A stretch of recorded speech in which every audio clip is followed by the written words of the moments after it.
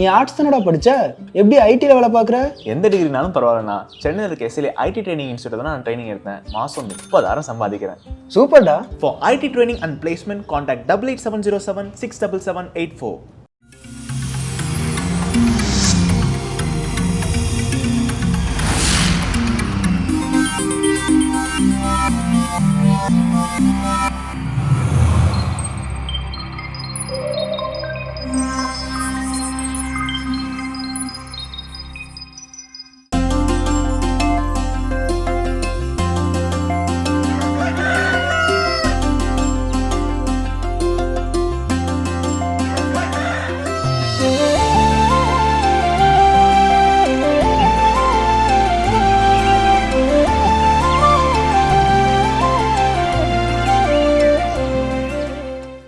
மாதா தொலைக்காட்சியின் இனிய உறவுகள் அனைவருக்கும் எங்களுடைய இனிய வணக்கங்கள்.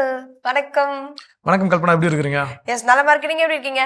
எல்லா நாள் போலவே ரொம்ப ரொம்ப மகிழ்ச்சியா இருக்கு. இன்னைக்கு ஒரு பெரு விழாவை கொண்டாடிட்டு இருக்கோம், திருக்காட்சி பெருவிழா இல்லையா? கண்டிப்பா. ஸோ திருக்காட்சி பெருவிழா, இல்ல 3 ராஜாக்கள் பெருவிழா, 3 அரசர்கள் பெருவிழா அப்படின்னு சொல்லி நிறைய பேர்கள் உண்டு. அப்படிலாம் சொல்லி கிஃப்ட்ல நிறைய எடுத்து கொடுத்தா இன்னும் சந்தோஷமா இருக்கும். கண்டிப்பா. இயேசுவை பார்ப்பதற்கு 3 அரசர்கள், கிழக்கிலிருந்து வந்த ஞானிகள் அப்படின்னு நம்ம சொல்லுவோம் இல்லைங்களா? ஸோ அவர்கள் வந்த ஒரு நாளை அனுசரிக்கக்கூடிய ஒரு சிறப்பான ஒரு நாள். இன்னையோட என்ன அப்படின்னா, எல்லாரும் வீடுகள் வச்சிருக்கக்கூடிய கிரிப்பெல்லாம் என்ன பண்ணுவாங்கன்னா, ஈவினிங் என்ன பண்ணுவாங்க, டிஸ்மேண்டில் பண்ண ஆரம்பிச்சிருவாங்க. திரும்ப அடுத்த டிசம்பர், இந்த ஆண்டினுடைய இறுதி டிசம்பர் வரைக்கும் அதை என்ன பண்ணுவோம், பேக் பண்ணி ரெடியா வச்சிருப்போம். ஸோ அப்படிப்பட்ட ஒரு சிறப்பான நாள். இன்னைக்கு நாளில் வந்து கதை என்ன அப்படின்னு பார்த்தீங்கன்னா, வீடுகள், பெரும்பாலான வீடுகளில் நடக்கக்கூடிய ஒரு சில விஷயங்கள் தான் இந்த கதையும். அந்த வீட்டில் ஒரு சில இடங்கள்ல வந்து சின்ன சின்ன வெடிப்புகள் இப்படிலாம் இருக்குது. அப்போ அந்த வீட்டுடைய அந்த மனைவி என்ன சொல்றாங்க கணவர்கிட்ட, எங்க பாருங்க நம்ம வீட்டுல எல்லாம் வந்து இப்படி சின்ன சின்ன விரிசல்கள், சின்ன சின்ன சுவர்ல எல்லாம் விரிசல் வெடிப்பு எல்லாம் இருக்குது. அப்ப இதெல்லாம் சரி பண்ணுங்க அப்படின்னு சொல்றாங்க. பண்ணுவோம் அப்படின்னு. அந்த வீட்டுல இருக்கக்கூடிய பையன், படிக்க காலேஜ் போகக்கூடிய பையன். ஸோ அப்போ அந்த பையன் ஏதாவது வெளியே போனா வந்தானா, பைக்கையோ இல்லை ஏதோ ஒன்று எங்கே வச்சா எங்கன்னு தெரியாது, உட்காந்து ஏமா என் பைக்கையை பார்த்தீங்களா, அம்மா என் சட்டையை பார்த்தீங்களா, என் பேண்ட்டை பார்த்தீங்களான்னு கேட்கறது அவனுடைய வாடிக்கை. அப்போ ஒவ்வொரு முறையும் அவங்ககிட்ட அவங்க அம்மா சொல்லக்கூடிய விஷயம் என்னன்னா, வந்த உடனே சாவி எடுத்து என்ன பண்ணு, ஆணியில மாட்டு. ஸோ அப்போ அவங்க சொல்லக்கூடிய, ஆனால் அவர் ஒரு நாள் என்ன பண்ணதில்ல. இது ரெகுலராக அவங்க வீட்டில் நடக்கக்கூடிய விஷயங்கள். இப்போ இது போய்கிட்டே இருக்குது, நாட்கள் போயிட்டே இருக்குது. அப்போ ஒரு நாள் இந்த வீட்டுக்கு பங்கு சாமியார் என்ன பண்றாரு, வீடுகள் சந்திக்க வராரு. ஸோ ஃபாதர் வராருன்னு வீடு எப்படி இருக்கும், பயங்கரமா எல்லாத்தையும் நீட் பண்ணி அப்படி இப்படின்னு கொஞ்சம் அந்த அம்மாவும் அது வரைக்கும் தூக்காத பெருக்காத வீட்டெல்லாம் கிளீன் பண்ணி அந்த அம்மா வச்சிருப்பாங்க, எல்லா வேலையும். அப்போ அந்த ஃபாதர் வரார், வந்து பார்த்துட்டு, எப்போ நான் பங்கு சந்திக்க வந்தேன், நான் வந்தது பெரிய விஷயம் இல்லை, அடுத்த வாரத்தில் என்ன பண்ண போறாரு, நம்ம பிஷப் எல்லா வீடுகளையும் வந்து என்ன பண்ண போறாரு, சந்திக்க வர போறாங்க, உங்க வீட்டுக்குலாம் வர போறாங்க. ஸோ அதை பத்தின அறிவிப்பு கொடுக்கறதுக்கு தான் நான் என்ன பண்ணேன், முன்னாடி வந்தேன் அப்படின்னு சொல்லிது. அந்த அன்னைக்கு எத்தனையோ வருஷமா அந்த அடைக்காத விரிசல் என்ன பண்ணியாச்சு, அடைச்சாச்சு. எத்தனையோ வருஷமா சொல்லி சொல்லி கேட்காம அந்த சாவி எடுத்த இடத்துல வைக்கிறது, எடுத்த பொருளை எடுத்த இடத்துல வைக்கிறது, எல்லா அரேஞ்ச்மெண்ட்ஸும் பக்காவா நடக்குது. இந்த அம்மா வீட்டு நீட்டா கிளீன் பண்ணி அடுப்பாங்கிறது எல்லாத்தையும் அப்படி நீங்க சொன்ன மாதிரி பளிங்கு போல என்ன பண்ணிருக்குது, மாத்தி வச்சிருக்குது. ஆனா அதுக்கு அடுத்த வாரம் என்ன பண்ணல, பிஷப் பொருள ப்ரோக்ராம் கேன்சல் ஆயிடுச்சு. ஸோ இது என்ன அப்படின்னா, இந்த கதையில இருந்து நம்ம தெரிஞ்சுக்க வேண்டிய சின்ன விஷயம், நம்ம எப்பவுமே ஏதாவது ஒருத்தவங்க பெரியவங்க வராங்க அப்படின்னா தான் அந்த தடல் புடலான ஏற்பாடுகள். அப்போ இந்த கிறிஸ்துமஸ் பிறப்பை நம்ம என்ன பண்ணிருக்கிறோம், கொண்டாடி இருக்கிறோம், கிறிஸ்து நமக்குள்ள பிறந்திருக்கிறார் அப்படின்னா, அப்போ அதுக்கேத்த ப்ரிப்பரேஷன்ஸ் அவர் எப்பவுமே இருக்கணும் அப்படின்றது தான் இந்த கதையோடைய அர்த்தம். கண்டிப்பா ஒரு அற்புதமான கதையோட இந்த நாளை ஆரம்பிச்சிடலாம். பாலை தரிசனம் பார்க்கலாம்.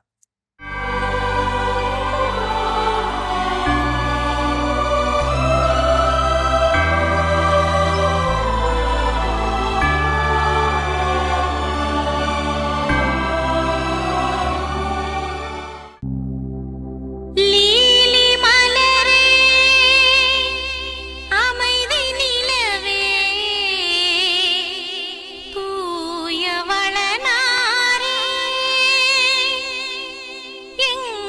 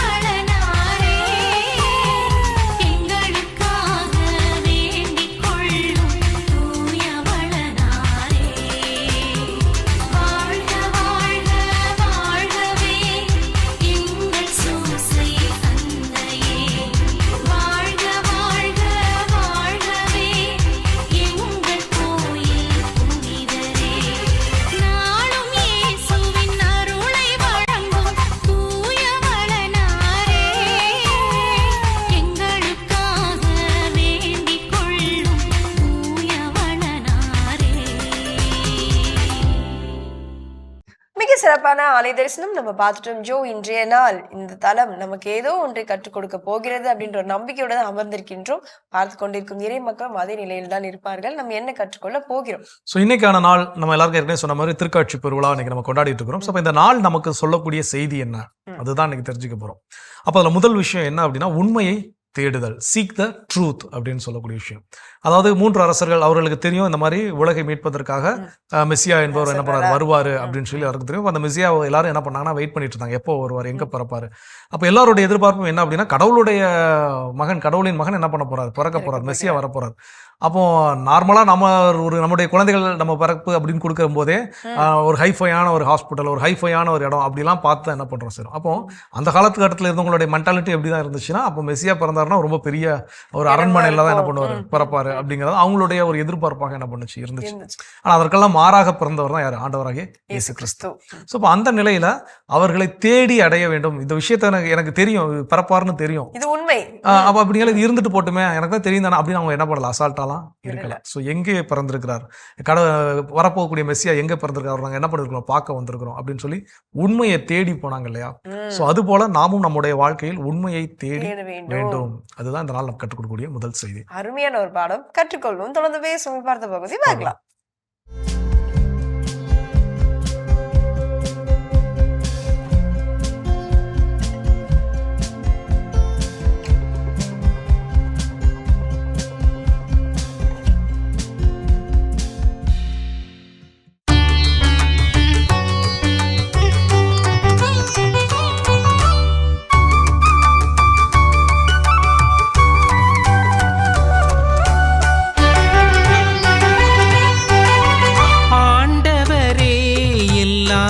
இனத்தவரும் உமக்கு ஊழியம் செய்வார்கள். ஆண்டவரே, எல்லா இனத்தவரும் உமக்கு ஊழியம் செய்வார்கள். கடவுளே, அரசருக்கு உமது நீதி தீர்ப்பை வழங்கும் ஆற்றலை அழியும். அரசமைந்தரிடம் உமது நீதி விளங்கச் செய்யும். அவரும் மக்களை நீதியோடு ஆழ்வாராக. உம்முடையவரான எளியோர்க்கு நீதி தீர்ப்பு வழங்குவாராக. ஆண்டவரே, எல்லா இனத்தவரும் உமக்கு ஊழியம் செய்வார்கள். ஆண்டவரே, எல்லா இனத்தவரும் உமக்கு ஊழியம் செய்வார்கள்.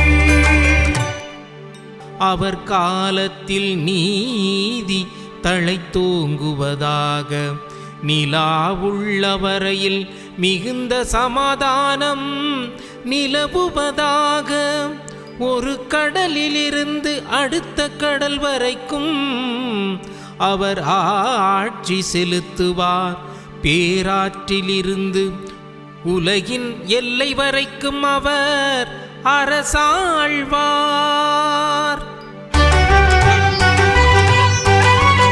ஆண்டவரே, எல்லா இனத்தவரும் உமக்கு ஊழியம் செய்வார்கள். ஆண்டவரே, எல்லா இனத்தவரும் உமக்கு ஊழியம் செய்வார்கள். அன்பு நண்பர்களுக்கு வணக்கம். இயேசுனுடைய திருக்காட்சி பெருவிழாவிலே நாம் இணைந்திருக்கிறோம். உங்கள் அனைவருக்கும் பிறந்திருக்கிற இயேசு பாலகன் பெயரால் வணக்கங்களும் வாழ்த்துக்களும். இன்று நமக்கு கொடுக்கப்பட்டிருக்கின்ற திருப்பாடல் எண் 72, அரசருக்கான மன்றாடு. பழைய ஏற்பாடு முழுவதுமாகவே மக்கள் நல்லதொரு அரசுக்காக மன்றாடி கொண்டே இருந்தார்கள். வெறும் பயணித்துக் கொண்டிருக்கின்ற இந்த இனம் ஒரு நாட்டை மையப்படுத்தி இருக்க ஆரம்பிக்கிறது. குருக்களாலும் நீதி தலைவர்களாலும் இந்த மக்கள் ஒழுங்கு செய்யப்பட்டார்கள். ஆனால் உண்மையில் இவர்கள் தங்களுக்கு அரசன் வேண்டும் என்பதை மிக தெளிவாக நம்பியிருந்தார்கள். அப்படி நம்பியிருந்த இவர்கள் அரசருக்காக இறைவனிடம் மன்றாடி கொண்டே இருந்தார்கள். இந்த திருப்பாடல் முழுவதுமே அரசரை இவர்கள் பெற்றுக்கொள்வதாக அல்லது இவர்கள் பெற்றுக்கொள்ள இருக்கின்ற இந்த அரசனுடைய வருகை எவ்வாறு இருக்கும் என்பதனை எடுத்து காட்டும் விதமாக கொடுக்கப்பட்டிருக்கிறது. ஆனால் இன்றைய தினத்திலே நாம் தியானிக்க இருப்பது திருப்பாடல் 72 1 13 வரை. இந்த திருப்பாடல் நமக்கு அமைதியை கொணர்வதாகவும் கடவுளுடைய நீதியை தருவதாகவும் கடவுளுக்கும் நமக்கும் உள்ள அந்த உறவிலே இன்னும் அதிகம் இணக்கம் இருப்பதாகவும் கொடுக்கப்பட்டிருக்கின்ற இந்த திருப்பாடல் படிக்கிற ஒவ்வொருவருக்கும் இறைவனுடைய வருகைக்காக, இறைவனுடைய அந்த வருகையினுடைய மகிழ்ச்சிக்காக காத்திருந்த ஒவ்வொருவருக்கும் அந்த இறைவனுடைய வருகைக்கு பின் எப்படி இருக்கும் என்பதை மிக அழகாக கொடுக்கப்பட்டிருக்கிறது. ஒரு அரசன் உண்மையிலே இறைவனிடம் என்ன கேட்க வேண்டும்? மக்களையா, நாட்டையா, செல்வத்தையா என்றால் இல்லை. மாறாக ஒரு அரசன் ஞானத்தை கேட்க வேண்டும். ஞானத்தை எந்த அரசன் கேட்கின்றானோ அவன்தான் அந்த நாட்டை சரியாக ஆட்சி செய்ய முடியும். ஞானம் இல்லாத அரசன் நாட்டை குப்பையாக்குகிறான். இந்த இஸ்ரேல் இனத்தை ஆட்சி செய்கின்ற இல்ல ஆட்சி செய்த ஒவ்வொரு அரசருமே தனக்கு வேண்டியதை கேட்டார்கள். ஆனால் சாலமோன் மட்டுமே ஞானத்தை கேட்டான். ஞானத்தின் வழியாக தான் உண்மையிலுமே ஒரு அரசவையை, ஆட்சியை சரிவர செய்ய முடியும் என்று சாலமோன் நம்பினான். இறைவன் அவனுக்கு ஞானத்தை அருளினார்.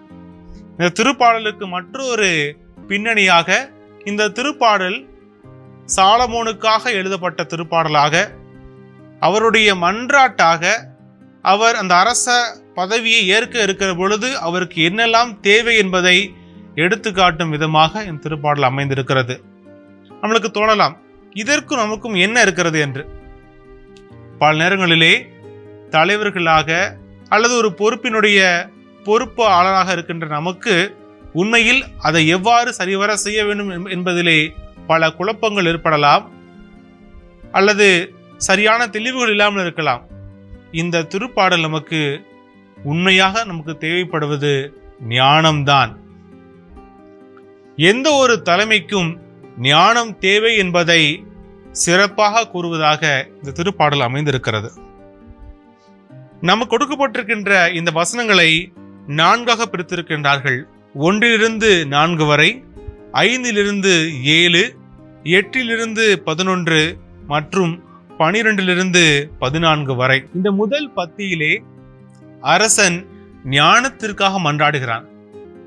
2வது, நல்லதொரு அரசாட்சியை அவன் ஏற்படுத்த அதற்கு தேவையான அந்த ஆள்பலம் எவ்வாறு இருக்க வேண்டும் என்பதையும், 3வதாக நீதியின் உண்மையின் அரசராக எவ்வாறு ஆட்சி செய்ய வேண்டும் என்பதையும், மேலும் 4வதாக அரசனுக்கும் மக்களுக்கும் உள்ள அந்த ஒரு உறவு எவ்வாறு இருக்க வேண்டும், ஒரு அரசன் தன் மக்களை எவ்வாறு புரிந்து கொள்ள வேண்டும் என்பதையெல்லாம் மிக தெளிவாக இந்த திருப்பாடல் நமக்கு கொடுத்திருக்கிறது.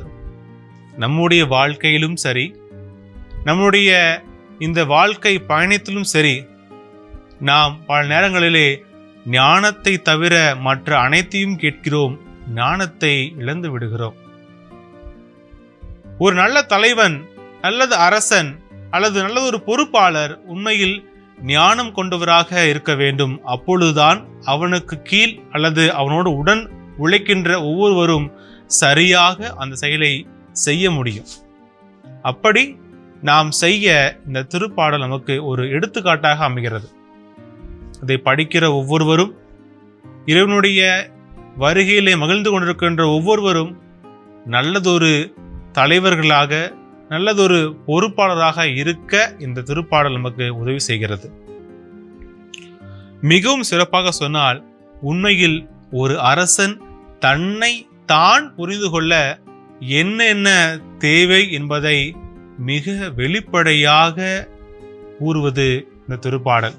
இதை படிக்கிற நீங்களும் நானும் இந்த திருப்பாடல் வழியாக நல்லதொரு தலைவர்களாக இந்த சமூகத்திலே வாழ வேண்டிய அருள் வேண்டி ஜெபிப்போம். அன்பு இறைவா, அனைத்திற்கும் அரசரும் தலைவருமான அன்பு இயேசுவே, தோமுடைய பிறப்பை மகிழ்ச்சிகரமாக வரவேற்று அதில் மகிழ்ந்து கொண்டிருக்கின்ற நாங்கள் நல்லதொரு தலைவராக எப்படி இருக்க வேண்டும் என்பதை இந்த திருப்பாடல் வழியாக தியானித்து அறிந்திருக்கிறோம்.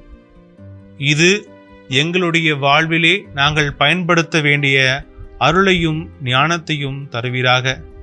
சமாதானத்தின் ஊற்றான இறைவா, எங்களுக்கு நீ கொடுக்கின்ற அந்த ஞானம் எங்களோடு பணி செய்கிற பயணிக்கின்ற ஒவ்வொருவரும் பெற்றுக்கொள்ள வேண்டிய அருளை தரும்படியாக கெஞ்சி மன்றாடுகின்றோம். ஆமேன். அருமையான தினம் ஒரு திருப்பாடல் பகுதி பார்த்துட்டோம். இன்னைக்கான திருப்பாடலும் கேட்டாச்சு. அதோட நம்ம இன்னைக்கு பேசிட்டு இருக்கிறோம் கடவுள் வணக்கம் நிகழ்ச்சியில. இந்த திருக்காட்சி திருவிழா நமக்கு கற்றுத்தரக்கூடிய அடுத்த செய்தி என்ன? கண்டிப்பா, அதாவது 3 அரசர்களும் ஒரு உண்மையை உண்மையான செய்தியை உணர்ந்து அதை எப்படி நோக்கி சென்றாங்க, மிஸ்ஸியா பிறந்துட்டாங்க, அவங்கள போய் பார்க்கணும் அப்படின்ற ஒரு ஆர்வத்தோட அவங்களுக்கு கடந்த அந்த பயணம் இருக்கு இல்லையா, அது வெகு தூரம் அப்படின்னு கூட சொல்லலாம். அதுல இருள் நிறைந்த பாதைகளும் இருந்தது. இருள் நிறைந்த பாதைகள் எதை நம்பி அவங்க அங்க போய் சேர்ந்தாங்க அப்படின்னா அந்த ஒரே ஒரு நட்சத்திரம் கொடுத்த அந்த வெளிச்சம் தான். அதே போல நம்முடைய வாழ்க்கையிலும் இருண்ட சூழல் எவ்வளவு வந்தாலும் கடவுள் என்ற ஒரு வெளிச்சம் இருக்கிறார் அப்படின்னா அந்த வெளிச்சத்தை நோக்கி நம்முடைய பயணம் இருக்க வேண்டும் என்பது கண்டிப்பா அது இருக்கணுங்கிறது ஃபர்ஸ்ட் அதை நம்ம நம்பணும். கடவுள் தான் என்னை வழி நடத்துகிறார் அப்படின்னு நான் நம்புறது ரொம்ப ரொம்ப முக்கியம். இங்க பல நேரங்கள் நமக்கு அந்த நம்பிக்கை என்பது இருக்கிறதே இல்லை. ஸோ கடவுள் என்னை வழி நடத்துகிறாரா, என் கூட இருக்கிறாரா அப்படிங்கிற ஒரு பயங்கரமான ஒரு ஐயப்பாடு அப்படிங்கிறது நம்ம கிட்ட இருந்துகிட்டே இருக்கு. ஆனா ரொம்ப தெளிவான ஒரு விஷயம் என்ன அப்படின்னா, கடவுள் எப்போதும் நம்ம கூட தான் இருக்கிறார், அதுல எந்த மாற்று கருத்தும் கிடையாது. ஆனா நாம கடவுளோட இருக்கிறோமா, அதுதான் பெரிய பிரச்சனை. ஸோ அப்போ கடவுளுடைய வழி நடத்துதலை நாம் பின்தொடர வேண்டும் அப்படிங்கறது அந்த நாள் நமக்கு கற்றுக் கொடுக்குது. இன்னும் வேற என்னெல்லாம் கற்றுக் கொடுக்குறத தொடர்ந்து பேசுவோம்.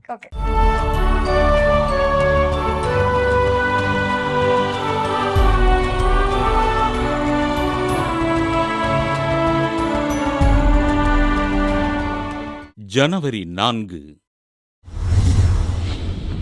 ஆண்டவரின் திருக்காட்சி பெருவிழா. தாய் திருச்சபை இறைவன் தன்னை மனிதருக்கு வெளிப்படுத்திய திருக்காட்சி பெருவிழாவினை பெருமகிழ்வோடு கொண்டாடுகின்றது. ஏரோது அரசன் காலத்தில் யூதேயாவிலுள்ள பெத்லஹேமில் இறைவன் மனு உருவாக எருசலேமிற்கு வருகை தந்த 3 யானைகள் ஏரோது அரசரிடம், விண்மீன் எழக்கண்டோம், அவரை வணங்க வந்திருக்கின்றோம் என்று கூறினார்கள்.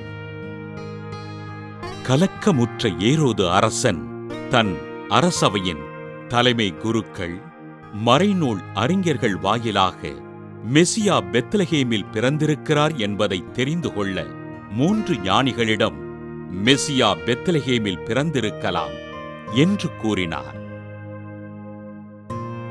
மகிழ்ச்சியுற்ற 3 ஞானிகளும் மெசியா பிறந்திருக்கும் இடம் தேடி பெத்லஹேமிற்கு பயணமாக விண்மீன் தோன்றி குழந்தை இருந்த இடத்திற்கு மேல் நிற்கும் வரை அவர்களுக்கு முன்னே சென்று கொண்டிருந்தது. மெசியா பிறந்திருந்த இடத்தில் விண்மீன் நிற்க குழந்தையைக் கண்ட 3 ஞானிகளும் நெடுஞ்சான் கிடையாய் விழுந்து குழந்தையை வணங்கி தாங்கள் கொண்டு வந்திருந்த பொன், சாம்பிராணி, வெள்ளைப்போளம் போன்ற பொருள்களை காணிக்கையாக அளித்தனர். பொன் என்பது ஆண்டவர் இயேசு விண்ணக மன்னக அரசர் என்பதினையும், சாம்பிராணி என்பது ஆண்டவர் இயேசுவே ஆராதனைக்குரிய கடவுள் என்பதினையும், வெள்ளைப்போளம் என்பது ஆண்டவர் இயேசு என்றும் மாறாதவர், அழியாமல் நிலைத்து நிற்பவர் என்பதை விளக்குவதாக இருக்கிறது. ஆண்டவர் இயேசு கிறிஸ்துவின் திருக்காட்சி பெருவிழாவினை கொண்டாடுகின்ற நாம் நம்மையும் நம் குடும்பத்தினரையும் ஆண்டவரிடம் அர்ப்பணித்து அவரது இரக்கப் பெருக்கத்திற்காக ஜெபிப்போம். மிக மிக சிறப்பான இன்றைய புனிதர் பகுதி நம்ம பார்த்துருந்தோம். இன்றைய நாள் நமக்கு என்ன பாடம் கற்பிக்கின்றது, நாம் என்ன கற்றுக்கொள்ள போகிறோம்ன்றதுதான் ஒரு பெரும் எல்லோருடைய எதிர்பார்ப்பும் இருந்துட்டு இருக்கு. அடுத்தது நம்ம என்ன கற்றுக்கொள்ள போகிறோம்? ஸோ அடுத்தது இந்த நாள் நமக்கு என்ன கற்றுக் கொடுக்கிறது, இல்லை நாம என்ன கற்றுக்கொள்ள போகிறோம் அப்படின்னு பார்த்தீங்கன்னா, எல்லாருக்கிட்டையும் கடவுள் மீதான நம்பிக்கை அப்படிங்கிறது இருக்கு. யாரும் கடவுள் மேல நம்பிக்கை இல்லை அப்படின்னு நம்ம யாருமே சொல்றது கிடையாது. ஸோ அப்போ அந்த நம்பிக்கை வெறும் நம்பிக்கையாகவே இருக்குதா, இல்ல செயல் வடிவம் பெற்ற நம்பிக்கையாக இருக்கிறதா, அதுதான் இங்க பெரிய கேள்வி. ஸோ அப்போ இங்க சொல்லக்கூடிய விஷயம் என்னன்னா, இந்த நாள் நம்ம கற்றுத்தரக்கூடிய செய்தி, எல்லாரும் நம்பின மாதிரியே அந்த 3 அரசர்களும் என்ன பண்ணாங்க, நம்பினாங்க மெஸ்ஸியா வருவார்னு. ஆனா அந்த நம்பிக்கை வெறும் வாய் அளவுல இருந்த நம்பிக்கையா மட்டும் என்ன பண்ணல வைக்கல, அதை செயல் என்ன பண்ணாங்க, காட்டினாங்க. போய் தேடி போனாங்க, அந்த உண்மையை தேடினாங்க. எங்க இருக்குது, ஓகே அந்த வால் நட்சத்திரம் என்ன பண்ணுது, தோண்டி இருக்கு, இந்த விண்மீன் எனக்கு என்ன பண்ணும், வழிகாட்டும், நம்பினாங்க, அதை ஃபாலோ பண்ணாங்க. ஸோ அப்போ அந்த செயல் வடிவம் பெறுதல் அப்படிங்கிறது ரொம்ப ரொம்ப முக்கியம். இன்னைக்கு நம்மளுடைய நம்பிக்கை எல்லாம் என்னன்னா, வெறுமனே கோவில்ல உட்காந்து இல்ல திருப்பலியில பங்கெடுக்கும் போதோ நம்முடைய பெட்டிஷன்ஸ் போடுறதோட என்ன ஆயிருது, முடிஞ்சிருக்கு. எனக்கு இது வேணும், எனக்கு அது வேணும், எனக்கு இதை கொடுக்கணும், எனக்கு நான் இப்படி இருக்கணும், எனக்கு அப்படிங்கிற பெட்டிஷன்ஸ் வேண்டுதல் மட்டும்தான் என்ன ஆகுது, இருந்துகிட்டே இருக்குது. அந்த வேண்டுதலுக்கு நான் என்ன செய்ய வேண்டும்? விவிலியத்துல வாசிக்கிறோம், ஒவ்வொரு புதுமை நடக்கின்ற பொழுதும் இயேசு கிறிஸ்து கேட்கறது, நீ நம்புறியா, நீ நலம் காண்பாய்னு நீ நம்புறியா? ஓகே, ஏன்னா நம்ம சைடு இருக்கக்கூடிய ஆக்ஷன் ரொம்ப ரொம்ப முக்கியம். ஸோ நம்முடைய அடுத்த டேவிட் ஆரோக்கியம் அடிக்கடி சொல்லுவார், சோம்பேறிக்கு கடவுள் ஒரு காலமும் என்ன பண்ண மாட்டார், உதவி செய்யவே மாட்டார்னு அவர் அடிக்கடி சொல்லக்கூடிய வார்த்தைகள்ல இதுவும் ஒண்ணு. ஸோ அப்போ என்னன்னா, நாம் செயல்பட வேண்டும். நான் கடவுளை நம்புறேன், கடவுள் எல்லாம் பார்த்துக்குவார், எல்லாம் இந்த ஒரு திரைப்படத்தில் சொல்லுவோம், எல்லாம் மேலே இருக்கிறோம் பார்த்துக்குவோம், எல்லாம் மேலே இருக்கிறோம் பார்த்துக்குவான்னு சொல்லி ஒரு நகைச்சுவை காட்சி ஒன்று இருக்கும். அதுபோல் நம்முடைய வாழ்க்கையில் எல்லாம் மேலே இருக்கிறோம் பார்த்துக்குவான், நம்ம அமைதியாக இருந்தால் கடைசி வரைக்கும் அமைதியாக மட்டும்தான் இருக்க முடியும். எல்லா விஷயத்தையும் என் கடவுள் மேலே இருக்கக்கூடிய கடவுள் பார்த்துக்குவார். ஆனால் நான் செயல்பட வேண்டிய விஷயத்தில் நான் என்ன பண்ணுவேன், செயல்படுவேன் அப்படிங்கிற ஒரு பாடத்தை இன்றைய நாள் நமக்கு கற்றுக் கொடுக்கிறேன். கண்டிப்பாக கற்றுக்கொள்வோம். தொடர்ந்து பேசுவோம். இப்போ அடுத்த பகுதி பார்க்கலாம்.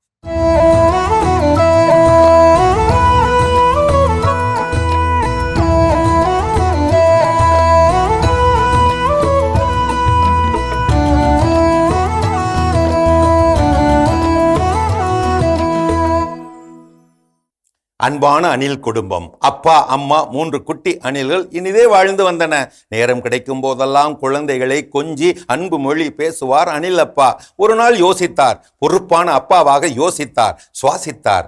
இந்த சிறிய வீடு வசதி என் பிள்ளைகளுக்கு போதாது, இனி கடுமையாக உழைக்க வேண்டும், பெரிய வீடாக கட்டிக்கொள்ள வேண்டும், வசதி வாய்ப்புகளை எல்லாம் பெருக்கிக் கொள்ள வேண்டும், அதற்காக உழைப்பேன்.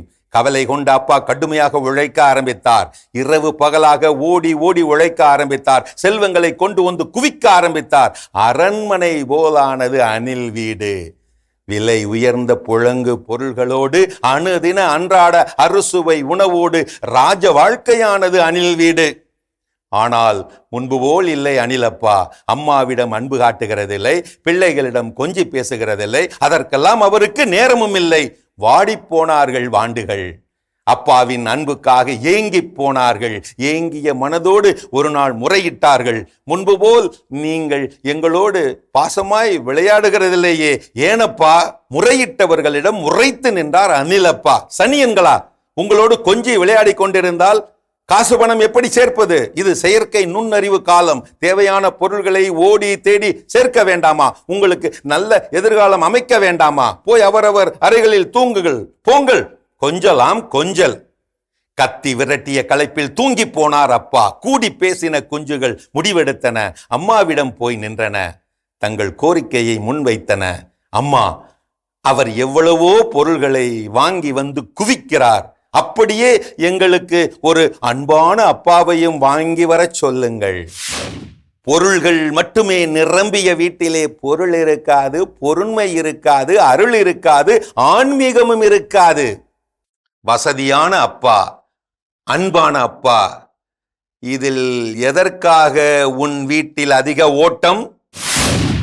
அருமையான கதைகள் 1000 பகுதி பார்த்துட்டோம். எனக்கான கதையும் சிந்தனையும் கேட்டாச்சு. அதோட நாம இன்னைக்கு பேசிட்டு இருக்கிறோம் கடவுள் வணக்கம் நிகழ்ச்சியில. இந்த நாள் திருக்காட்சி திருவிழா நமக்கு கற்றுத்தரக்கூடிய அடுத்த பாடம் என்ன? அந்த 3 ராஜாக்கள் எவ்வளவு ஆர்வத்தோட போயிருப்பாங்கல்ல ஜோ. அப்படி ஆர்வத்தோட போனவங்களுக்கு அந்த மெசியா காட்சி கொடுத்தோன்னே அவங்க செய்த அந்த அடுத்த காரியம் என்ன அப்படின்னா, தங்களை முழுமையாக அர்ப்பணித்தார்கள், மண்டிட்டு அவர்களை வணங்கினார்கள் அப்படின்னு சொல்லிட்டு நம்ம எல்லோருமே அதை கேள்விப்பட்டிருக்கோம் இல்லையா? அதே மாதிரிதான் நம்மளுடைய வாழ்க்கையில் அந்த பணிவு அப்படின்றது கடவுள் முன்னாடி எப்பவுமே இருக்கணும். தான் பெரிய ஆளு, நான் ஒரு இந்த சமூகத்துல என் அளவுக்கு அந்தஸ்து யாரும் கிடையாது அப்படின்னு நம்ம என்ன வேணா வாய்ஜாலம் விட்டுக்கலாம். ஆனால் கடவுள் முன்னால் அனைவரும் சமம்ன்றது எல்லோருக்கும் தெரிந்திருக்க வேண்டும். இப்படிப்பட்ட ஒரு பணிவையும் நாம் கற்றுக்கொள்ள வேண்டும். விஷயம் நீங்க இதை சொல்லும்போது இணையதளத்துல பார்த்த ஒரு காணொலி காட்சி தான் ஞாபகத்துக்கு வருது. என்ன அப்படின்னா அதுல வந்து ஒரு 2 பேர் சண்டை போட்டுட்டு இருப்பாங்க, நான் பெரியவனா நீ பெரியவனா. ஸோ இது இன்னைக்கு நம்ம உலகில் ஈஸியாக நடக்கக்கூடிய விஷயம். நம்ம குடும்பங்களே இது நடக்குது. நான் பெரியவனா நீ பெரியவனா, நான் எவ்வளவு பெரிய ஆள் தெரியுமா, எனக்கு எவ்வளவு பெரிய விஷயம்லாம் தெரியுமா நம்ம நினைச்சிட்டு இருக்கோம். ஸோ அப்போ இதை அந்த வீடியோவில் என்ன பண்ணியிருப்பாங்க, இப்படி நம்ம ஒவ்வொருத்தரும் அடிச்சுக்கிட்டே இருக்கிறோம், நான் பெரியவன் பெரியவன், எல்லாருக்குள்ளே ஒரு ஈகோ அப்படிங்கிறது இருந்துகிட்டே இருக்குது. ஓகே, நம்ம வந்து கம்பேர் பண்ணி பார்ப்போமா அப்படின்னு சொல்லி அது அப்படி கொஞ்சம் கொஞ்சமாக ஜூம் அவுட் ஆகிட்டே இருக்கும் அந்த வீடியோ காட்சி. அந்த ஜூம் அவுட் ஆக முதல் நம்மளோட இருக்கக்கூடிய அந்த உலகத்தில் நம்முடைய கிரகம் எப்படி இருக்குது. ஸோ அப்போ நம்ம அதில் எப்படி என்ன சைஸில் இருக்கிறோம். அப்போ இந்த உலகத்தில் அளவில் எடுத்து பார்த்தோம்னா நம்ம வெறும் ஒரு சின்ன கோடு போல தான் என்ன பண்ணுறோம் தெரியும், ஒரு சின்ன கோடு போல தான் தெரியும் இந்த உலகம் முழுவதும். அதே அப்படி இன்னும் கொஞ்சம் அந்த சோலார் சிஸ்டம் வரைக்கும் ஜூம் அவுட் பண்ணி காட்டுறப்போ எல்லா கிரகங்களும் அதில் என்ன ஆகுது தெரிய வருது அந்த காட்சியில். அதில் பூமியே எப்படி தான் தெரியுது, இத்தினூண்டி ஒரு சின்ன புள்ளி மாதிரி தான் தெரியுது. அந்த புள்ளியில இப்போ அந்த கோடு தெரியவே இல்லை. இன்னும் அதை தாண்டி ஜூம் அவுட் வர்றப்போ பார்த்தீங்கன்னா அது கேலக்ஸி, அந்த கேலக்ஸி நிறைய பால்வெளிகள் இருக்கு இல்லையா. ஸோ அப்போ அதில் இந்த நம்மளுடைய சோலார் சிஸ்டத்துக்கான பால்வெளி கேலக்சியை பார்க்குறப்போ பார்த்தீங்கன்னா அதில் பூமின்னு ஒன்று ஆரோ மார்க் போட்டு காட்டியிருக்கிறாங்க, அது எங்கே இருக்குன்னே தெரியல. ஸோ அப்போ நம்ம இவ்வளோ பெரிய விஷயத்தில் நம்ம ஒரு சின்ன தூசி கூட நம்ம கிடையாது.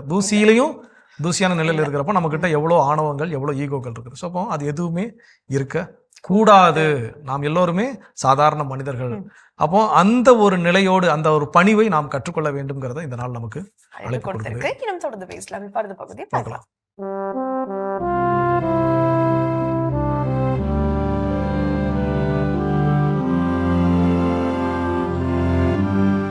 அன்புக்குரியவர்களே, ஆண்டவர் இயேசுவின் இனிய திருப்பெயரில் உங்களை அன்போடு வாழ்த்துகின்றேன். இயேசுவின் ஆளுமை என்னும் தொடரில் கடந்த 2 நாட்களின் தொடர்ச்சியாக இன்றும் இயேசுவின் வகைப்படுத்தும் திறன், கேட்டகரைசேஷன் ஸ்கில். இயேசு மனிதர்களை வகை வகையாக பிரித்தார். அது அவருடைய கற்பித்தலை மேம்படுத்தியது. அவருடைய ஓமைகளை கேட்ட மனிதர்களுக்கு அது எளிதாக புரிந்தது. இயேசுடைய பணியை அது மேம்படுத்தியது. இயேசுவின் இந்த ஆளுமை திறனை பார்த்து நாம் வியக்கின்றோம். நல்ல ஆளுமைகள் பல்வேறு திறன்களை பயன்படுத்துகின்றார்கள். இயேசு இந்த வகைப்படுத்தும் திறனை பயன்படுத்தினார். பல எடுத்துக்காட்டுகள் இருக்கின்றன. எடுத்துக்காட்டாக கனி தருகின்ற மரங்கள் என்று மனிதர்களை மரத்துக்கு ஒப்பிட்டார் இயேசு. அதிலே அவர் வகைப்படுத்துகின்றார். சில மரங்கள் கனி தராத மரங்கள், அவையெல்லாம் வெட்டுண்டு தீயில் போடப்படும்.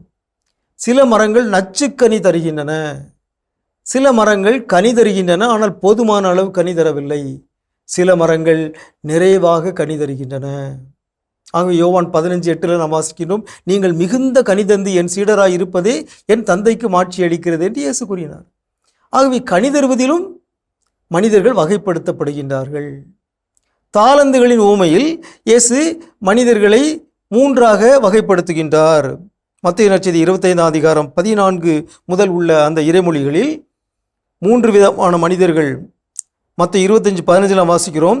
அவரவர் திறமைக்கு ஏற்ப ஒருவருக்கு 5 தாலந்தும், வேறொருவருக்கு 2 தாலந்தும், இன்னொருவருக்கு 1 தாலந்தும். ஆகவே 3 வகையான மனிதர்கள். அதிக தாலந்துகளை பெற்றவர்கள், கொஞ்சம் தாளந்து பெற்றவர்கள், குறைவாக பெற்றவர்கள். ஒவ்வொருவரிடமும் அவரவருடைய திறமைக்கு ஏற்றவாறு கொடுக்கப்படுகின்றன, கொடுக்கப்படுவதற்கு தகுந்தவாறு எதிர்பார்க்கப்படுகின்றன. இன்னும் அருமையான ஒரு செய்தியை இயேசு சொல்கின்றார். அது மட்டுமல்ல, மத்தேயு நற்செய்தி 25 தொடர்ந்து இந்த 10 தோழியர் ஊமையை இயேசு சொல்கின்றார். 10 தோழியரை 2ஆக வகைப்படுத்துகின்றார். முன்மதி உடைய தோழியர், அவர்கள் விளக்கோடு எண்ணெயும் எடுத்து சென்றார்கள். 5 பேர் அறிவிலிகள், அவர்கள் விளக்கு எடுத்து சென்றார்கள், எண்ணெய் எடுத்து செல்லவில்லை. ஆகவே முன்மதி உடையவர்கள், முன்மதி இல்லாதவர்கள் என்று மனிதர்களை இயேசு வகைப்படுத்துகின்றார். இந்த வகைப்படுத்தல் என்னும் திறன் நம்முடைய பணியை மேம்படுத்துகின்ற ஒரு திறன். ஆகவே ஆசிரியர்கள் மாணவர்களை வகைப்படுத்த வேண்டும். மிக நன்றாக படிப்பவர்கள், நடுத்தரமாக படிப்பவர்கள், ஓரளவு குறைவாக படிப்பவர்கள், நிறுவன தலைவர்கள், பொறுப்பாளர்கள், பங்கு தந்தையர், இவர்கள் எல்லாரையும் ஒரே மாதிரியாக நாம் அணுக முடியாது. அவர்களை வகைப்படுத்தி அவரவருடைய நிலைக்கு ஏற்றவாறு நம்முடைய பணிகளை நாம் தகவமைத்து கொள்ள வேண்டும் என்பதை இயேசுவின் இந்த ஆளுமை திறனிலிருந்து நாம் கற்றுக்கொள்கிறோம். உங்களுக்கு அமைதி உரித்தாகுக. மிக சிறப்பான இயேசுவின் ஆளுமைகள் நம்ம பார்த்துட்டோம். இன்றைய நாள் நமக்கு கற்றுக் கொடுக்கக்கூடிய பாடங்கள், நாம் கற்றுக்கொள்ளக்கூடிய பாடங்கள்ல அடுத்ததா ஸோ அடுத்தது என்ன அப்படின்னா, அந்த 3 அரசர்கள் வரும்போதே வெறுங்கையோடு என்ன பண்ணல வரலாம். 3 பேரும் 3 பரிசு பொருட்களை என்ன பண்ணாங்க, எடுத்துட்டு வந்தாங்க. பொன், தூபம், வெள்ளை, போலம் எல்லாம் வாசிக்கிறோம் இல்லைங்களா. ஸோ அப்போ இது எல்லாமே என்ன அப்படின்னா, அவங்க கிட்ட இருக்கிறத ஓகே இது போகிறப்ப நம்ம ஒரு gift கொடுக்கணும் அப்படிங்கிற ஃபார்மாலிட்டிஸ் எல்லாம் கிடையாது. இருக்கிறதுலே பெஸ்ட்டான விஷயங்கள் அதை தான் என்ன பண்ணாங்க, எடுத்துட்டு போனாங்க. இன்னும் பழைய ஏற்பாட்டில் நம்ம வாசிக்கிறோம் காயின் ஆபேல் கதை நம்ம எல்லாருக்கும் தெரிஞ்சது. அதில் 2 பேருமே அவங்கவுங்களுடைய விளைச்சல், ஸோ வயல்வெளியில் என்ன விளைஞ்சது, வளர்த்த ஆடு என்ன, இது எல்லாத்துலேயும் வந்து பெஸ்ட்டான ஒரு பொருளை கொண்டு போய் காணிக்கையாக கொடுத்தது யார் அப்படின்னா ஆபேல். ஏதோ கொடுக்கணுமே அப்படின்னு சொல்லி சும்மா அதை பற்றி ஒரு பெரிய ஒரு இதெல்லாம் இல்லாமல் கொண்டு போய் கொடுத்தால் யாருன்னா காயின். அப்போ அதுக்கப்புறம் என்ன நடந்துச்சு நம்ம எல்லாருக்கும் தெரியும். கடவுள் யாரோடைய காணிக்கையை ரொம்ப கனிவோட ஏற்றுக்கொண்டார் அப்படின்னா ஆபேலோட காணிக்கை. ஸோ இப்போ நம்ம கடவுளுக்கு கொடுக்குறோம் அப்படின்னா, கடவுளுக்கு கொடுக்குறது அப்படின்னா நம்ம போய் ஆலயங்களில் வெறும் காணிக்கை கொடுக்குறது அதை மட்டும் நான் சொல்லலை. இன்னைக்கு ஏதோ ஒரு திறமையால் நம்மளை என்ன பண்ணியிருக்காரு, கடவுள் நம்மை அலங்கரித்திருக்கிறார். அப்போ அந்த திறமையை இன்னொருத்தங்களுக்கு பயன்படும் வண்ணம் எப்படி நம்ம சொல்லி கொடுக்கலாம். ஸோ அது எனக்கு தெரிஞ்ச விஷயம் எனக்கு மட்டும் தான் தெரியும். இந்த ஸ்கூல் டேஸில் சில நேரங்கள் பார்த்தீங்கன்னா சில மாணவர்கள் இருப்பாங்க, அவங்க படிச்சிருப்பாங்க, அது அவங்க மட்டுமே வச்சிருப்பாங்க, யாருக்கிட்ட என்ன பண்ண மாட்டாங்க, ஷேர் பண்ண மாட்டாங்க, சொல்லிக் கொடுக்க மாட்டாங்க. அப்படியே சில மாணவர்கள் இருப்பாங்க. சிலர் அதை பற்றிலாம் கவலையப்பட மாட்டாங்க, எல்லாருக்கிட்டையும் படிச்சு எல்லாத்தையும் சொல்லுவாங்க அப்படிங்கிற ஒரு விஷயத்துல இருப்பாங்க. ஸோ அப்போ இதெல்லாம் நான் என்னிடம் இருக்கக்கூடிய சிறந்தவற்றை நான் பிறருக்கு கொடுக்க வேண்டும். அதுதான் கற்றுத்தரக்கூடிய பாடம். கண்டிப்பா ஜோ. இன்னும் இன்ற நாள் என்னென்ன கற்றுக்கொள்ள போகிறோம்ன்றதுக்கு ரொம்ப ஆர்வமோடவே காத்துட்டு இருக்கோம். ஆனா அதுக்கு முன்னாடி ஒரு சின்ன பிரேக் போயிட்டு வந்தோம். நிச்சயமா.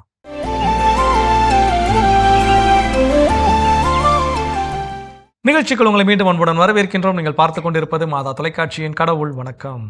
சிறப்பான நாள்ல பேசிட்டு இருக்கிறோம் கல்பனா. திருக்காட்சி பெருவிழா நமக்கு கற்றுத்தரக்கூடிய பாடங்கள் அடுத்ததா என்ன சொல்றாங்க? கண்டிப்பா இந்த திருக்காட்சி அப்படின்றப்போ நம்ம அனைவருக்குமே உணர்த்தக்கூடிய ஒரு காரியம் என்ன அப்படின்னா, கடவுள் எல்லோருக்கும் உரியவர், எல்லோருக்கும் சமமானவர் அப்படின்றதுதான். ஏன்னா அங்க இருக்க இடையர்களாகட்டும், அங்க இருக்க ஞானிகளாகட்டும், அங்க இருக்க விலங்குகளாகட்டும், எல்லோருக்குமே காட்சி அளிக்கணும் அப்படின்னு சொல்லிட்டு தானே அவர் அந்த ஒரு பெருமிதத்தோடவே நம்ம முன்னாடி வந்து இருந்தாரு. ஸோ அப்படிப்பட்ட அந்த ஒரு காரியத்தை நாம் வந்து ஃபாலோ பண்ணணும். நிச்சயமா. ஏன்னா இது எனக்கானவர், எனக்கு மட்டும்தான் கடவுள் அப்படின்லாம் கிடையாது. ஸோ எல்லோருக்கும் எல்லாமுமாக. அப்போ அவரை பின்பற்றக்கூடிய நாமும் அதே மாதிரி தான் எல்லோருக்கும் எல்லாமுமாக இருக்க வேண்டும். இதில் இவங்க என் மக்கள், எனக்கு தெரிஞ்சவங்க, என் சொந்தக்காரங்க, ஜாதி மக்கள் அப்படிங்கிற எந்த ஒரு வேறுபாடும் இல்லாமல் நாம் எல்லோருக்கும் எல்லாமுமாக இருக்க வேண்டும்ங்கிறது இந்த நாள் நமக்கு உணர்த்தி இருக்குது. சிறப்பு இன்னும் போல வர விஷயம் இருக்குங்கிறத தொடர்ந்து பேசுவோம்.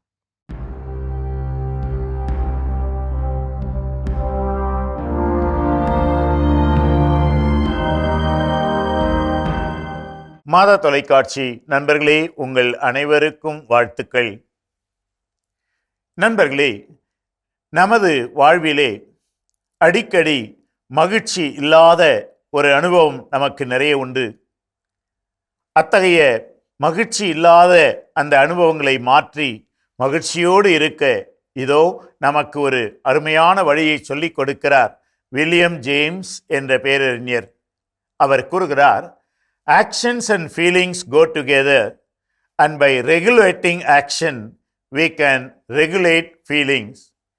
If your cheerfulness is lost, sit up and act, speak as if cheerfulness was already there. என்ன சொல்கிறார் அவர்? நண்பர்களே, மனிதராகிய நமக்கு செயல், அறிவு, உணர்வு என்ற பல்வேறு நிலைகள் உண்டு. இவை ஒன்றோடு ஒன்று தொடர்புடையவை. ஒன்று இன்னொன்று மீதின் ஒரு தாக்கத்தை ஏற்படுத்துவதன் மூலம் நாம் மகிழ்ச்சியாக இருக்கவோ அல்லது நமது மகிழ்ச்சியை இழக்கவோ அங்கே வாய்ப்பு உண்டாகிறது. இந்த அறிஞர் கூறுகிறார் பாருங்கள், செயல்களும் உணர்வுகளும் ஒன்றோடொன்று இணைந்து செல்கின்றன. செயல்களை சீராக்கும் போது உணர்வுகளும் சீராகும். பாருங்கள், உன்னுடைய செயல்களை நீ சீராக்கினால் உனது உணர்வுகளும் சீராகும். ஒருவேளை உன்னுடைய மகிழ்ச்சியை நீ வாழ்விலே இழந்திருந்தால் என்ன செய்வது? ஏற்கனவே நீ மகிழ்ச்சியாக இருப்பதாக கருதி முனைப்புடன் செயல்படு, மகிழ்ச்சி உன்னை நிரப்பும். ஏனென்றால் முன்பு அவர் கூறினார், செயல்களை சீராக்கும் போது உணர்வுகளும் சீராகும். எனவே மகிழ்ச்சி இல்லாத ஒரு சூழ்நிலை இருந்தால் நீ உனது மனதையும் உள்ளத்தையும் ஒருமுகப்படுத்தி உன்னுடைய செயல்களிலே நீ ஈடுபடு. அப்போது உனது உணர்வு, உனது மகிழ்ச்சி உன்னை நிரப்பும். எனவே நண்பர்களே, இந்த 2 காரியங்களையும் நாம் மறந்துவிட வேண்டாம். செயல்களை சீராக்குவோம், அப்போது உணர்வுகள், அதாவது மகிழ்ச்சி நம்மை வந்து நிரப்பும். செயல்களை நாம் கவனிக்காமல் விட்டுவிட்டோம் என்றால் மகிழ்ச்சி வேண்டும் வேண்டும் என்று எதிர்பார்ப்பது அங்கே நடைபெறாத ஒன்று. எனவே செயல்களை நீ சீர்திருத்து, மகிழ்ச்சியை நீ நிறைவாக பெறுவாய். முயன்று பார்ப்போமா? உங்கள் அனைவருக்கும் வாழ்த்துக்கள். சிறப்பான ஆண்டோர் வாக்கு பகுதி நம்ம பார்த்துட்டோம். இன்றைய நாள் நாம் கற்றுத்தரக்கூடிய பாடங்கள் என்னென்ன? அடுத்தது அடுத்ததாக சொல்லக்கூடிய விஷயம், இந்த நாள் நம்ம கற்றுக்கொள்ள வேண்டிய பாடமாக எதை அப்படி சொல்கிறாங்க அப்படின்னு பார்த்தீங்கன்னா, இப்போ ஒரு பயணம், அந்த நம்ம வந்து கிறிஸ்மஸ் டிசம்பர் 25 என்ன பண்ணோம், செலிப்ரேட் பண்ணோம். ஸோ புதிய ஆண்டில் வரக்கூடிய அந்த முதல் ஞாயிற்றுக்கிழமை நம்ம என்ன பண்ணுறோம், திருக்காட்சி திருவிழாவாக என்ன பண்ணுறோம், ஒவ்வொரு ஆண்டும் நம்ம சிறப்பிச்சுட்டு இருக்கிறோம். இப்போ கிட்டத்தட்ட ஒரு எத்தனை நாள் கேப், ஒரு 9 நாள் 8 நாள் கேப் கழிச்சு நம்ம என்ன பண்ணுறோம், இதை வந்து செலிப்ரேட் பண்ணுறோம் இல்லைங்களா. இப்போ இது நம்முடைய லிட்டர்ஜிக்கல் சைக்கிளுக்காக நம்ம இப்படி செலிப்ரேட் பண்ணுறோம். ஆனால் உண்மையாக 7 நாள் கழிச்சு தான் ஞானிகள் வந்தாங்களா, இல்லை 8 நாள் கழிச்சு தான் வந்தாங்களான்னு கேட்டால் தெரியாது. எத்தனை நாள் பயணம் செஞ்சாங்கன்னே தெரியாது. ஆனால் ஒரு நீண்ட நெடிய பயணம் அப்படிங்கிறது மட்டும் உண்மை. அப்போ அந்த நீண்ட நெடிய பயணத்துல ஒரு கட்டத்துல அவங்களுக்கு ஃபெட்டப் ஆயிருக்கு. இன்னும் எவ்வளவு தூரம்பா போகணும், இன்னும் எவ்வளவு நாள் டிராவல் பண்ணிட்டு எத்தனை நாள் போய் பாக்குறது, ஒருவேளை இருக்குமா இருக்காதா, இந்த நட்சத்திரம் உண்மைதானா பொய்யா, ஒருவேளை ஏதோ நம்ம தப்பா வந்துட்டோமோ, எவ்வளவோ எண்ணங்கள் என்ன பண்ணிருக்கலாம், வந்திருக்கலாம், வராமலும் இருந்திருக்கலாம். ஆனால் இருந்தாலும் பொறுமையோடு அந்த சென்று அடைய வேண்டிய இலக்கு, நாங்கள் வந்து கடவுளை என்ன பண்ணுறோம், கடவுளின் மகனை தரிசிக்க வந்திருக்கிறோம், போயிட்டுருக்கிறோம். ஸோ அப்போ அந்த பயணம் எவ்வளோ நீண்ட நெடிய பயணமாக இருந்தாலும் சரி, அது எவ்வளோ வழி வேதனைகள் தரக்கூடியதாக இருந்தாலும் சரி, என்னோட இலக்கு தெளிவு ரொம்ப தெளிவாக இருக்குது. ஸோ அப்போ நான் அங்கே போய் சேருவேன். அப்போது அந்த பொறுமையோடு பயணிக்கின்ற பொழுது பல நேரங்கள் நமக்கு எல்லாமே இன்ஸ்டண்ட்டாக எல்லாமே சாப்பிட்டு இன்ஸ்டண்ட்டாக எல்லாமே பழகி உடனடியாக முயற்சி பண்ணுறோம், உடனடியாக வெற்றி கிடைக்கணும், உடனடி அப்படின்னு நம்ம நினச்சிட்டு இருக்கோம். சில நல்ல நல்ல விஷயங்கள் அதற்கான நேரத்தை என்ன பண்ணுவோம், எடுத்துக்கொள்ளத்தான் செய்யும். குட் திங்ஸ் டேக் டைம் அப்படின்னு நம்ம சொல்கிறோம் இல்லைங்களா. அப்போ அதை நாம் உணர்ந்து கொள்ள இந்த நாள் நமக்கு அழைப்பு கொடுக்கிறது. இன்னும் நம்ம தொடர்ந்து பேசலாம். இப்ப அடுத்த பகுதி பார்க்கலாம்.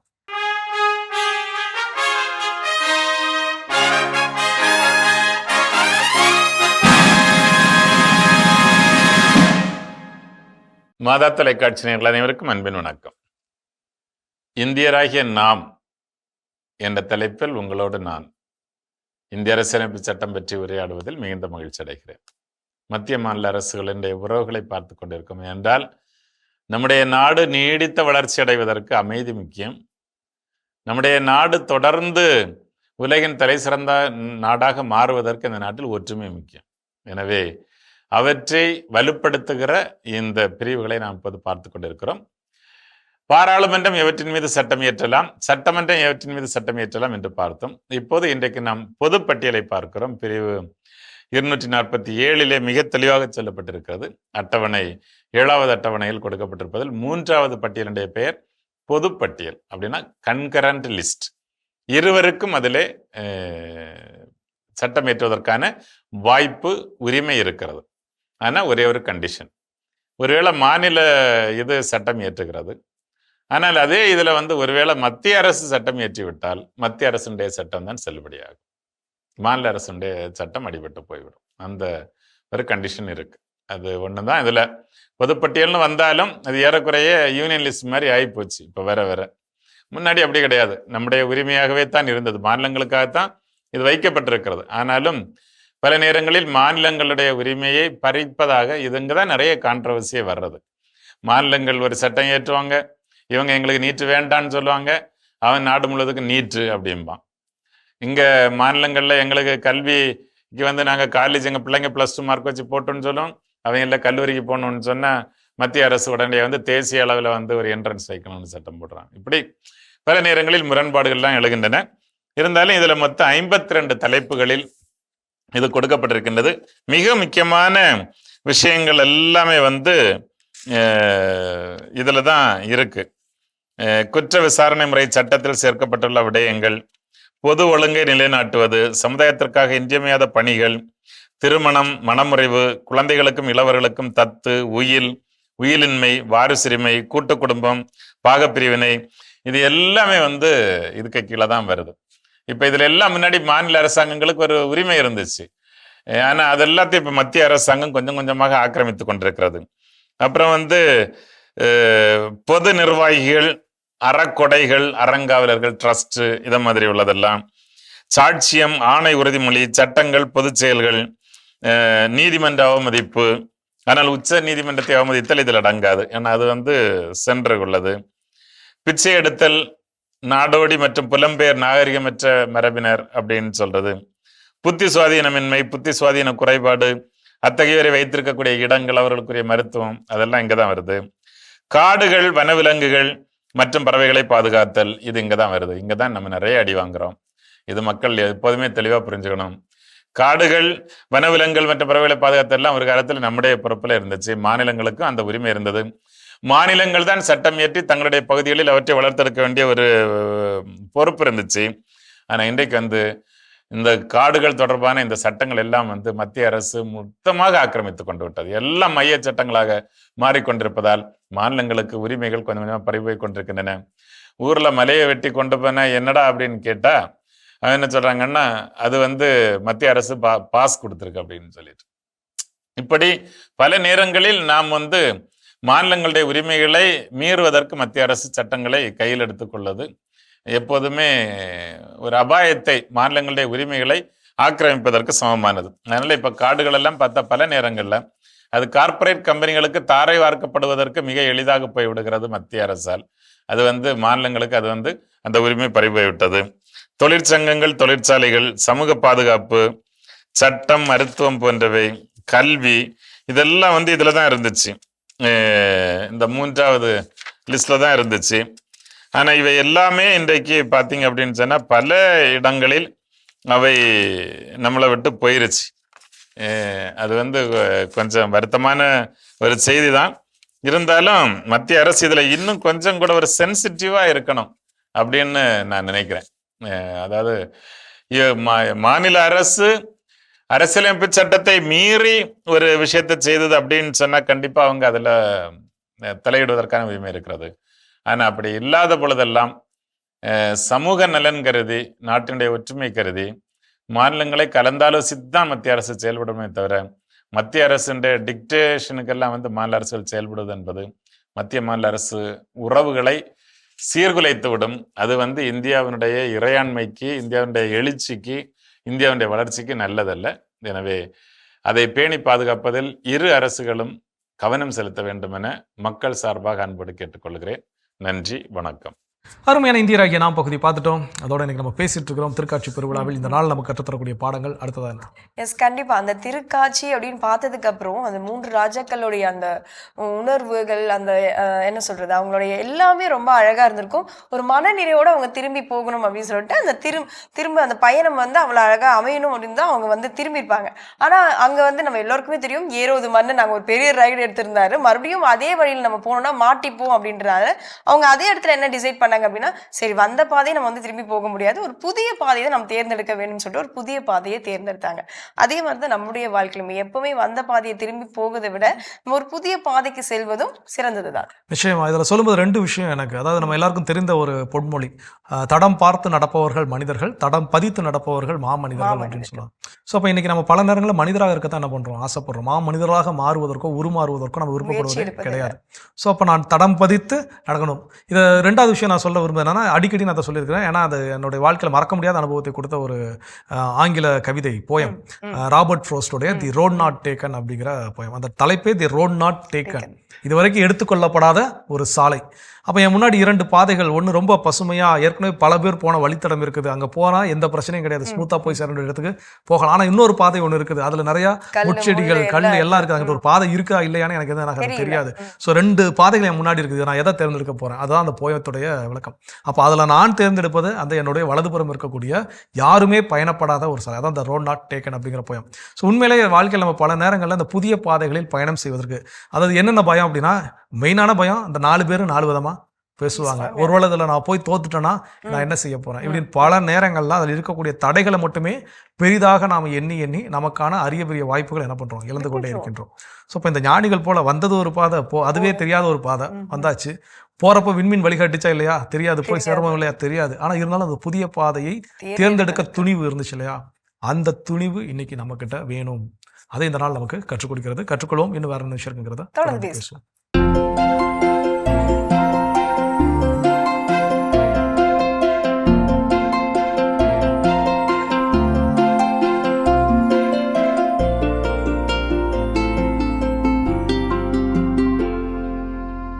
அனைவருக்கும் வணக்கம். இன்றைய பதிவில் நம்ம பார்க்க போகிற முக்கியமான விஷயம் என்னென்னா, நம்மளுடைய சென்னை மாதிரி இடங்களில் அல்லது பொதுவாக பல பகுதிகளில் இருக்கக்கூடிய வீடுகளில் அல்லது தோட்டங்களில் மாமரம் பூ பூக்க ஆரம்பிச்சிருக்கலாம் அல்லது ஆரம்பிக்காத ஒரு சூழ்நிலை இருக்கலாம். ஆரம்பித்து பூ வந்திருந்தால் நம்ம என்ன செய்யணும், இந்த நேரத்தில் என்ன விதமான கவனம் எடுக்கணும், இதை தான் நம்ம செய்யணும். இங்கே பாருங்கள், பூ ஏன் கீழே உழுகும் அப்படின்னு சொன்னால், மண்ணில் சத்து இல்லைன்னா உழுகும், அதிகமான தண்ணீர் இருந்தால் உழுகும். மூணாவது, பூச்சிகள் கடித்தா உழுகும், சத்துக்கள் இல்லைன்னா உழுகும். அப்போ நம்ம இதை தவிர்க்கணும்னா 200 லிட்டர் தண்ணியில், சாமி கேட்டுக்கங்க, 200 லிட்டர் தண்ணியில் பூஞ்சை தொற்று வரக்கூடாது அப்படிங்கிறதுக்காக 1 லிட்டரு சூடோமோனாஸ் அப்படிங்கிற திரவத்தை கலந்துக்கலாம். 1 லிட்டர் அல்லது 2 கிலோ ஒன்றுங்களா. பூச்சி கடிக்கக்கூடாது, சடன்னு சத்தம் கேட்கும் பார்த்தீங்களா, அந்த வகை பூச்சி வரக்கூடாது அப்படிங்கிறதுக்காக வெர்டி சீலியம் லக்கானி இந்த திரவம் கலந்துக்கலாம். மூணாவது, புழு வரக்கூடாது அப்படிங்கிறதுக்காக பெவேரியா பேசியானா அல்லது பேசிலஸ் துரிஞ்சியன்சிஸ் இந்த திரவம் கலந்துக்கலாம். 3 ஆச்சுங்களா. இது 3 முக்கியம். 4வது, சத்து கொடுக்கறதுக்காக மீனமிலம் இருந்தால் 2 லிட்டர் அல்லது பஞ்சகாவியா 2 லிட்டர் அல்லது ஈயம் கரைசல் 2 லிட்டர். ஓகேங்களா. நுண்ணூட்ட சத்து கிடைக்கிறதுக்காக ஒன்று எருக்கு கரைசல் 30 லிட்டரு அல்லது 60 லிட்டரு அல்லது சோலு பார் அப்படிங்கிற போரான் பவுடர் 200 லிட்டருங்கிறதுனால 600 கிராம் இதை கலந்துக்கிறோங்களா. இந்த கலந்த இந்த அமைப்பை ஒரு நைட்டு வச்சுருந்து பயிர்களில் தெளிக்கிறோம்.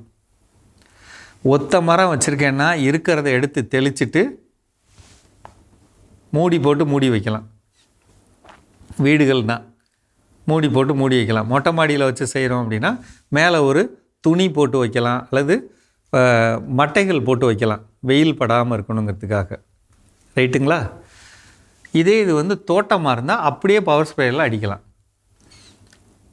முடிஞ்ச வரலும் மாதம் 1 முறை அல்லது மாதம் 2 முறை. மா விவசாயத்தை பொறுத்தவரை நல்லா தெரிஞ்சுக்கங்க.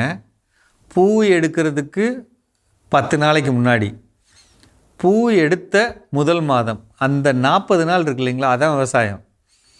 ஒரு மாங்காயில் பூஞ்சை தொற்று வந்துட்டாலோ, ஒரு மாங்காயில் புழு வந்துட்டாலோ அல்லது மாங்காயில் ஏதாவது ஒரு குறைபாடு வந்துட்டால் அதை நீங்கள் மாற்றவே முடியாது. இந்த டைம் தான் அது ரொம்ப முக்கியமான, இப்போ இந்த பதிவை கேட்குற இந்த நேரம் ரொம்ப முக்கியமானது. கொஞ்சம் தயவுசெய்து இந்த கவனம் வைங்க. தரைவெளியில் தண்ணியே கொடுக்கக்கூடாது, சுத்தமாக கொடுக்கக்கூடாதுங்க. யாருக்கெல்லாம் பூ வரணும்னு இருக்கோ அல்லது வந்துட்டா தரையில் தண்ணியே கொடுக்கக்கூடாது. வீட்டு தோட்டம்னா நான் இந்த இடத்துல மாமரம் வச்சுருக்கேன், அந்த இடத்துல தென்னை மரம் வச்சுருக்கேன், அதுக்கு தண்ணி கொடுக்குவா, அதுக்கும் கொடுக்காதீங்க. இந்த மரத்தோட பூ செட் ஆகிற வரையிலும், பொட்டு பொட்டாக காய்கள் வர்ற வரையிலும், சுண்டோரல் சைஸில் காய் வர வரையிலும் பக்கத்தில் இருக்க எந்த பயிருக்கும் தண்ணி கொடுக்கக்கூடாது. ஒரு வதங்கல்லே வச்சுருக்கணும், அந்த பயிரை ஒரு வதங்கல்லே வச்சுருக்கணும்.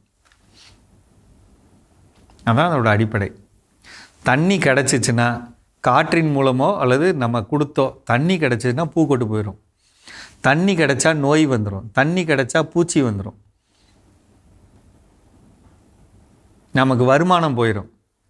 எவ்வளோ பேர் தோப்பு வச்சுருக்கோம், திருவண்ணாமலை, காஞ்சிபுரம், செங்கல்பட்டு, திருவள்ளூர். கவனமாக இருக்கணும். ஏன்னா நான் இப்போ திரவங்கள் இத்தனை சொன்னேன்னா ஒவ்வொரு திரமும் 200 ரூபா. அப்போ ஒட்டுக்கா சேர்த்தோம்னா 1000 ரூபா வரும் ஒரு தடவைக்கு அடிக்க. அதாவது பொருளோட விலையே 1000 ரூபா, அப்புறம் அடிக்கிற செலவு. இவ்வளவும் செஞ்சு தப்பு பண்ணிடக்கூடாது, எதையும் விட்டுறக்கூடாது. அதே நேரத்தில் நீங்கள் நல்லா கவனித்து பார்த்துறீங்களா, ஒரு சில நேரம் காய்கள் வலுவலுன்னு இல்லாமல் சொறியாக இருக்கும், வடிவம் இல்லாமல் இருக்கும். அப்படின்னாலே மகரந்த சேர்க்கை சரியில்லைன்னு அர்த்தம். அந்த பயிருக்கு நிறைய போரான் தேவைப்படும். அதனால தான் கடையில் விற்கிது பார்த்தீங்களா, 20% போரான்னு, சோலு பார்னு. அது 100 லிட்டருக்கு 300 கிராம். பிடிச்சாலும் பிடிக்கலனாலும் கலக்கணுங்க. நீங்கள் கெமிக்கல்லே பண்ணாலும் அது கலந்து அடிக்கணும். அப்போ தான் வலுவலுன்னு மாங்காய் வரும். அப்படி இல்லைன்னா வடிவம் மாறிடும். உள்ளே வெட்டுனீங்கன்னா பழுத்ததுக்கப்புறம் பார்த்திங்கன்னா உள்ளே அழுகல் வந்துடும், கொட்டையெல்லாம் அழுகி போயிடும். சரிங்களா? அந்த ஒரு சத்து தான், மறந்துடாதீங்க. சந்தேகம்னா திருப்பி ஒரு வார்த்தை கேட்டுக்கோங்க. சரிங்களா? மீண்டும் சந்திப்போம். சிறப்பான உழவும் உயர்வும் பகுதி நம்ம பார்த்துட்டோம் ஜோ. இன்றைய நாள் நமக்கு கற்றுத்தரக்கூடிய பாடங்கள்ல நம்ம கற்றுக்கொண்டு இருக்கின்றோம் அப்படிதான் சொல்லணும். அந்த வகையில் அடுத்ததான் என்ன கற்றுக்கொள்ள போகிறோம்? ஸோ அடுத்ததான் நம்ம கற்றுக்க வேண்டிய பாடம் இந்த நாள் நமக்கு என்ன சொல்லிக் கொடுக்குது அப்படின்னு பார்த்தீங்கன்னா, கடவுள் பல வழிகளில் என்ன பண்ணுவார்? பேசுவார். அது கனவாக இருக்கலாம், இல்லை இந்த விண்மீன் வழிகாட்டுதலாக என்ன பண்ணலாம் இருக்கலாம். இப்படி பல விதங்களில் கடவுள் நம்மக்கிட்ட ஒவ்வொரு நாளும் என்ன பண்ணுறாரு? பேசிக்கிட்டு தான் இருக்கிறார். நம்முடைய உள் உணர்வுகள், இன்ஸ்டிங் அப்படின்னு நம்ம சொல்லுவோம் இல்லையா? ஸோ அந்த உள் உணர்வுகள் வாயிலாக கூட என்ன பண்ணுறாரு? கடவுள் பேசுகிறார். அப்போ கடவுளுடைய குரலுக்கு செவி கொடுக்க நம்முடைய செவிகளை நாம் என்ன பண்ணியிருக்கணும்? திறந்து வச்சிருக்கணும். பல நேரங்களில் எது கடவுளுடைய குரல், எது என்னுடைய குரல்ங்கிறதே எனக்கு என்ன தெரியல. சில நேரங்கள் நாமளே சில முடிவுகளை தனித்துவமாக எடுத்துட்டு அது சொதப்புறப்போ பழியத்துக்கு யார் மேலே போட்டுறது? அவர் மேலே போட்டு வச்சு நீங்கள் சொல்ல போய் தான் நான் என்ன பண்ண செஞ்சேன் வைக்கிறேன். ஸோ அப்போ கடவுளோடு நாம் பயணப்படுவதற்கும் கடவுளுடைய குரலை கேட்பதற்கும் முதல்ல நம்ம என்ன பண்ணணும்? தயாராக வச்சுக்கணும். அப்படி தயாராக வச்சுக்கக்கூடிய சூழல்ல கடவுள் பல வழிவகைகளில் எப்படியெல்லாம் பேசணுமோ அந்தந்த வழிவகைகளில் கண்டிப்பாக நம்மக்கிட்ட பேசுவார். அப்போ அவரோடு இருக்கக்கூடிய அந்த உறவு, அப்போ அந்த உறவை எப்படி புதுப்பித்துக் கொள்வது, அந்த உறவை எப்படி வலுப்படுத்திக் கொள்வது அப்படின்னு பார்த்தா, நாள்தோறும் விவிலியம் வாசிக்கிறது, நாள்தோறும் ஜெபம் பண்ணுறது. ஜெபம் அப்படின்னா நம்ம பல நேரங்கள் என்ன பண்ணுறோம்னா, இந்த பிரிண்டட் பண்ண ப்ரேயர்ஸ் அது படிச்சுட்டு ஒப்பிக்கிறது கிடையாது. அது மட்டும் கிடையாது. அது வாசிச்சதுலாம் அது ப்ரேயர் அப்படின்னு நம்ம நினச்சிட்டு நம்ம ஓகே நான் எனக்கு ப்ரேயர் பண்ணிட்டேன்பா, காலேஜ் ஜெபம் சொல்லிட்டேன்பா, சாப்பிட்றதுக்கு முன்னாடி ஜெபம் சொல்லிட்டேன்பா, அது கிடையாது. ஒரு 2 செகண்ட் கண்ணை மூடி அவர்கிட்ட உட்காந்து நேரடியாக ஒரு ஃப்ரெண்டு கிட்ட பேசுற மாதிரி, அது போல ஒரு பேசுறது தான் சிறப்பான ஒரு ஜெபம். ஸோ அப்படி அந்த உறவுகள்ல இருந்தோம் அப்படின்னா நிச்சயமா கடவுளுடைய குரல் எது, நம்ம குரல் எது அப்படிங்கறத நமக்கு டிஃபரன்ஷியேட் பண்ணி பார்க்க தெரியும். ஸோ அப்போ கடவுள் பல வழிகளில் பேசுவார் அப்படிங்கிறது அதனால நமக்கு கற்றுக்கிறது. நாமும் தயாராக இருப்போம் அவருடைய குரல் கேட்பதற்கு. தொடர்ந்து பேசலாம், வார்த்தை பகுதி பார்க்கலாம்.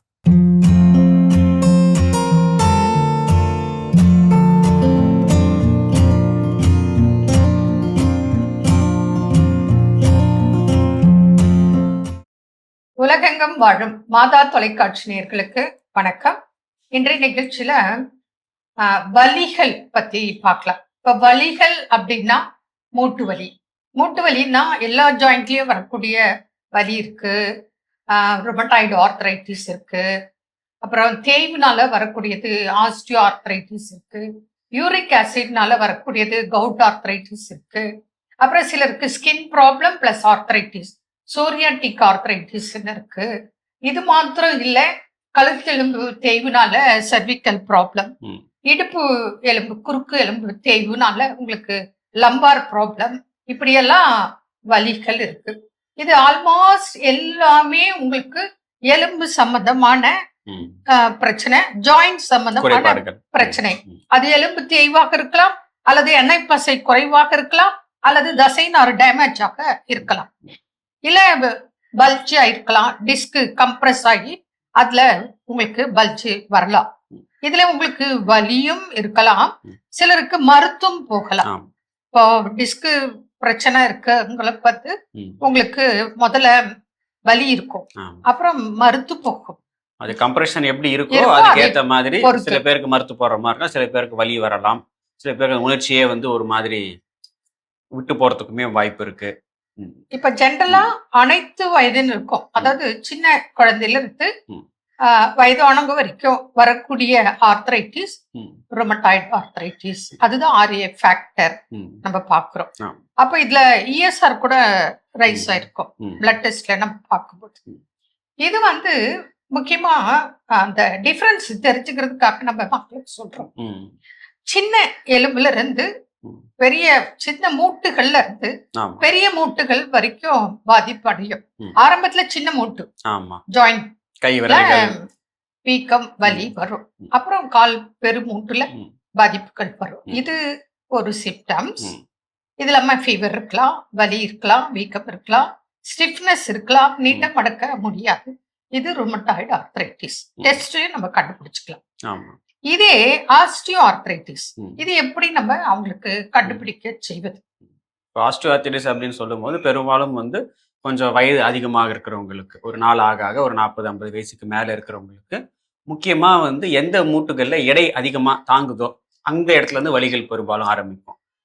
பெரும்பாலும் பாத்தீங்கன்னா முட்டில இருந்து ஆரம்பிக்கும் அல்லது இடுப்புல இருந்து ஆரம்பிக்கும். ஒரு மூட்டுல கூட பாதிப்பு தொடங்கலாம், அப்புறம் அது பாதிச்சு அடுத்த மூட்டும் பாதிப்பு வரலாம்.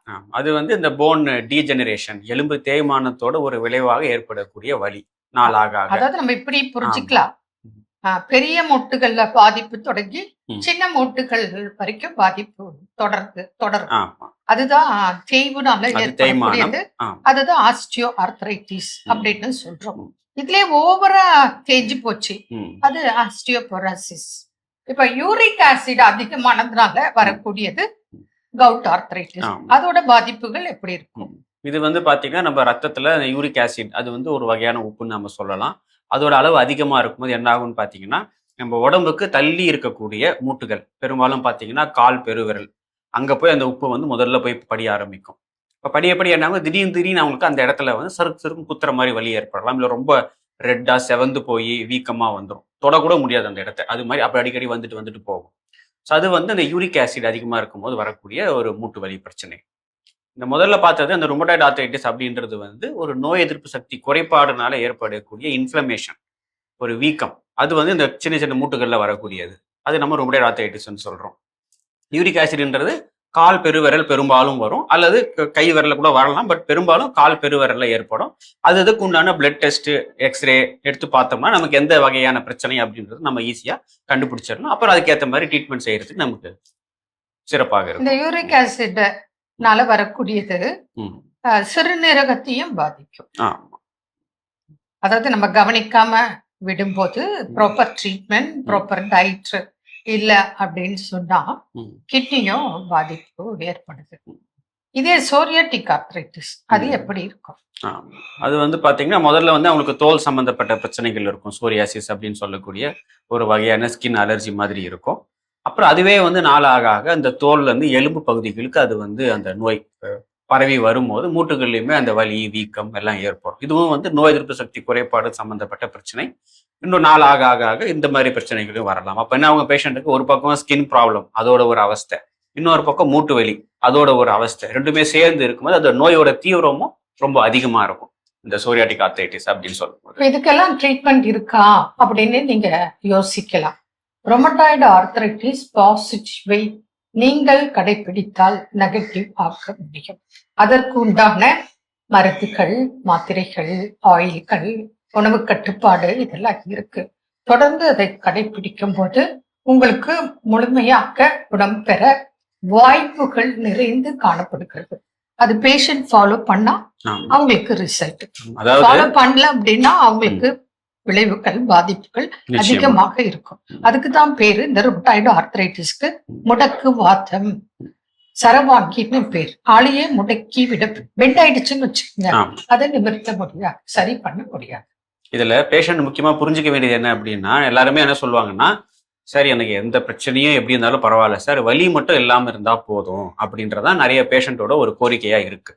அது அவங்க படி நியாயம் தான், வலி மட்டும் இல்லாம இருந்தா போதும் அப்படின்றது. பட் பேஷண்ட் என்ன புரிஞ்சுக்கணும் அப்படின்னா, அந்த வலியோட வெளிப்பாடு என்ன, எதனால அந்த வலி வருது, அதுக்கான முறைகளை அவங்க ஃபாலோ பண்ணும்போது தான் அந்த வலிக்கு வந்து நம்ம ஒரு ரூட் லெவல்ல இருந்து, வேர்ல இருந்து நம்ம அதை கிளியர் பண்ண முடியும். ஜஸ்ட் மேலாக்கா ஜஸ்ட் ஒரு பெயின் கில்லர் மட்டும் போட்டுட்டு போறதுதான் வந்து மிகப்பெரிய தவறு. அதுக்கு உண்டான ப்ராப்பர் ட்ரீட்மெண்ட் எடுக்கணும். இப்போ ஆயுர்வேத முறைப்படி அதுக்கு மூல காரணம் என்ன, எலும்பு தேய்மானமா, அல்லது இன்ஃப்ளமேஷனா சொன்ன மாதிரி வீக்கமா, அல்லது உப்பு சத்து அதிகமா இருக்கா, இல்ல நோய் எதிர்ப்பு சக்தி குறைபாடா அப்படின்னு பார்த்து அதுக்கு ஏற்ற மாதிரி தங்களுடைய வாழ்க்கை முறை, உடற்பயிற்சி, உணவு முறை எல்லாத்தையும் கரெக்ட் பண்ணிட்டு போகும்போது அந்த வலியும் படிப்படியாக குறைவதற்கான வாய்ப்புகள் இருக்கு. வலி அதிகமா இருக்கேன்னு பெயின் கில்லர் மட்டும் போட்டுட்டு இதுதான் ட்ரீட்மெண்ட்னு நினைச்சுக்கிட்டு பெயின் கில்லர் போட்டு வலி மறைஞ்ச உடனே ஓகே எனக்கு எல்லா பிரச்சனையும் சரியா போயிடுச்சுன்னு நினைச்சுக்கிட்டு அப்படியே போகக்கூடாது. இதே போலதான் அந்த செர்விக்கல் ஸ்பாண்டிலோசிஸ், லம்பார் ப்ராப்ளமும் அப்படித்தான். எடுத்தோடனே எல்லாருக்கும் அறுவை சிகிச்சை அப்படின்னு அவசியம் கிடையாது. அவங்க ரிப்போர்ட்டை கொண்டு வரும்போது அந்த ரிசல்ட்டை பார்த்து நம்ம மெடிசன்ஸ், டயட்டு, உடற்பயிற்சி எல்லாம் அட்வைஸ் கொடுக்குறோம். அது கடைபிடிக்கும் போது படிப்படியாக குணமாகி அவங்க லைஃபை வித்தவுட் சர்ஜரி மேனேஜ் பண்ண முடியும். அந்த வாய்ப்புகள் இருக்கு. அது கடைபிடித்தால் மாத்திரம்தான் கிடைக்கும். இதுல இருந்து நீங்க என்ன புரிஞ்சுக்கணும் அப்படின்னா, ஒரு மனிதனுக்கு நோய் வருது, அதுக்கு எப்படி தீர்வு கிடைக்குதா அப்படின்னா நீங்கள் கடைபிடித்தால் பலன் நிச்சயம் கிடைக்கும். மீண்டும் நாளை சந்திப்போம். நன்றி. அன்னை மரியே வாழ்க. அருமையான நம்ம ஒரு வைத்தியம் பகுதி பார்த்துட்டோம். நிகழ்ச்சியோட நிறைவுக்கும் வந்தாச்சு. ஸோ இந்த நாள் நம்ம பேசிட்டு இருக்கிறோம் மகிழ்ச்சியோட. திருக்காட்சி பெருவிழா நமக்கு கற்றுத்தரக்கூடிய பாடங்கள்ல ஃபைனலாக என்ன சொல்றாங்க? இந்த வார்த்தையை பாருங்களேன், என்கவுண்டர் வித் கிரைஸ்ட். இது கேட்கும் போது நமக்குள்ளேயே ஒரு மனமாற்றம் வந்துரும் இல்லையா? அதாவது கிறிஸ்துவை பார்த்த பிறகு, கிறிஸ்துவை சந்தித்த பிறகு, அவர்கிட்ட போயிட்டு வந்ததுக்கு அப்புறம் நம்ம கிட்ட ஒரு பெரிய மனமாற்றம் வரும். அந்த சேஞ்சஸ் வந்துருச்சு அப்படின்னாலே ஓகே, நம்ம அவர்கிட்ட போயிட்டு வந்திருக்கோன்ற அந்த ஒரு முழு நிறைவு நமக்கு கிடைக்கும். அதை நம்ம உணர்ந்திருக்கிறோமா அப்படின்றது தான் முக்கியம். கண்டிப்பா இந்த என்கவுண்டர் வித் கிரைஸ்ட் அப்படிங்கிறவங்க அதை எதிர்கொண்டவர்களுக்கு தான் நம்ம திருப்பாடல் ஆசிரியர் சொல்லுவார்களே, ஆண்டவர் எவ்வளவு இனியவர் என்று சுவைத்து பாருங்கள் அப்படின்னு சொல்லி. ஸோ அப்போ அந்த என்கவுண்டர் வித் கிரைஸ்ட் அப்படிங்கிறப்போ கிறிஸ்து என்கிட்ட நான் சந்திக்கிறது, பவுலடியார் சவுலா இருந்தப்போ என்கவுண்டர் வித் கிரைஸ்ட் அந்த தமஸ்கு நகர பயணத்தில் அவர் அந்த என்கவுண்டரை சந்திச்சதுனால தான் அவர் சவுல் என்னவா மாறுறாரு, பவுலா மாறுறாரு. அவர் திரும்பவும் சவுலாவே இருந்தது கிடையாது.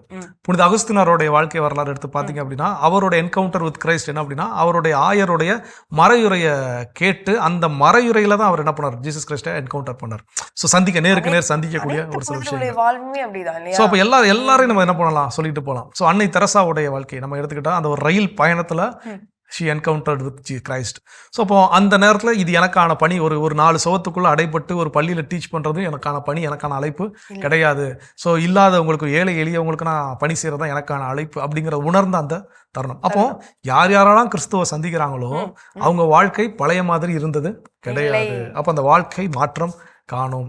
ஸோ அதுதான் இந்த நாள் நம்ம கற்றுத்தரக்கூடிய பலம். அப்போ நாம என்கவுண்டர் வித் கிரைஸ்ட்டை எதிர்கொள்வதற்கு என்ன பண்ணணும், தயாராக இருக்கணும். அதுதான் ரொம்ப ரொம்ப முக்கியம். பல நேரம் அதான் நம்ம அடிக்கடி சொல்லக்கூடிய விஷயம் தான், கடவுள் எப்போவுமே நம்ம கூட தான் பக்கத்தில் தான் என்ன பண்ணுறாரு இருக்கிறாரு, நாம தான் ஒரு பக்கத்தில் இருக்கிறோமா இல்லையாங்கிறது தெரியாது பல நேரங்கள். ஸோ இப்போ இந்த நாளில் திருக்காட்சி பெருவிழா நமக்கு நிறையா பாடங்கள் என்ன பண்ணியிருக்குது, கற்றுக் கொடுத்திருக்கிறது. இந்த மகிழ்ச்சியோடு மனநிறைவோடு இன்னைக்கு நாளில் யாராவது திருமண நாள் பிறந்த நாள் கொண்டாடுறாங்கன்னு பார்க்கலாம்.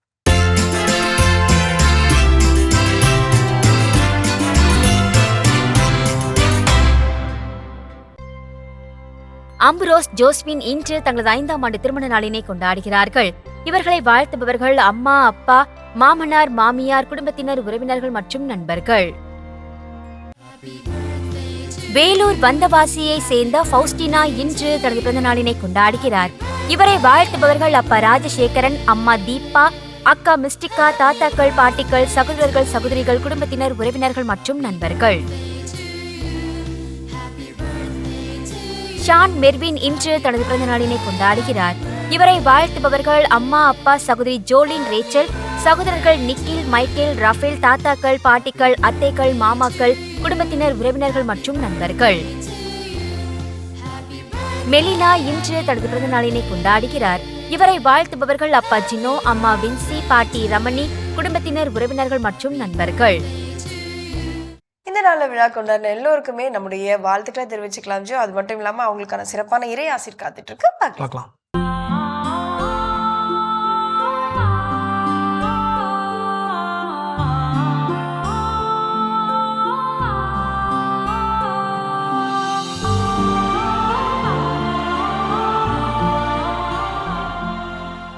மாதா தொலைக்காட்சி அன்பர்களே, இன்றைய இறை ஆசீர் திருப்பாடல் 72:11.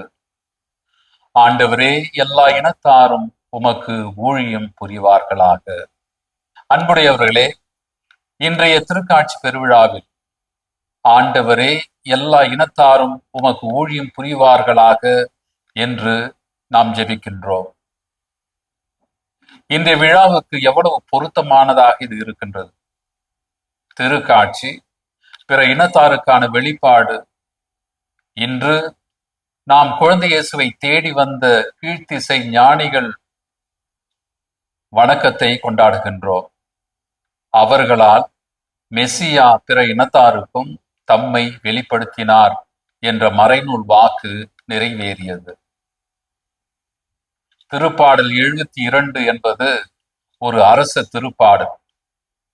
இஸ்ராயல் அரசர்கள் அரியணை ஏறும் தருணங்களில் அவர்களின் நீதி, சமாதானம், ஆட்சி ஆகியவற்றை வணங்கி பாடிய பாடல். பழைய ஏற்பாட்டை புதிய ஏற்பாடு வெளிச்சத்தில் படிக்கும் போது இயேசுவே இந்த உண்மையான அரசர் என்பது தெளிவாகிறது. ஞானிகள் நெடுஞ்சான் கிடையாய் விழுந்து குழந்தையை வணங்கினார்கள். தங்கள் பேழைகளை திறந்து பொன், சாம்பிராணி, வெள்ளை போளம் ஆகியவற்றினை காணிக்கையாக கொடுத்தார்கள் என்ற வசனங்கள் தீர்க்க தரிசனமே. திருப்பாடல் 72:11 ஒரு இறைப்புகழ்ச்சி மட்டுமல்ல, ஒரு பணிக்கான அழைப்பும் கூட. எல்லா இனத்தவரும் உலகிற்கெல்லாம் அரசனாக இயேசுவை அறிந்து அவரை நம்பி வணங்கி அவரின் நற்செய்தியை ஏற்று வாழ விடுக்கப்படும் அழைப்பாகும்.